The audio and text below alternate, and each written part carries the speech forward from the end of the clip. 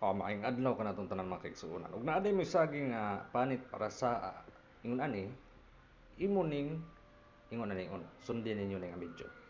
Katabang gini sa ato Imo nang gigurot og ginagmay.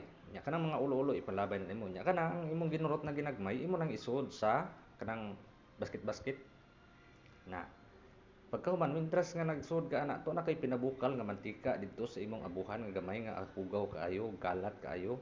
Pagbutang nimo ana, na nagbukal-bukal nga mantika, ibutang musibi na siya. Mush. Nya imo nang ukay-ukayon. Pagkahuman na nag-ukay-ukay nimo, imong tabunan na siya. Mga 30 minutes kadugayon para maluto gyud. Nya naluto na. Agi na 30 minutes, imo na po nang haunon, ibutang na po mo sa basket-basket kay para muto ang iyahang mantika. Pagkahuman na nagtuo sa mantika, imo na nang isud sa imong plastic. O patamahuman, imo nang isud sa plastic nimo. Pagkahuman magsud nimo, imo ginantarong magsud kay aron masayang. Pagka magsud na imo na nang bugkuson og tarong nya humana na. Bugkos na.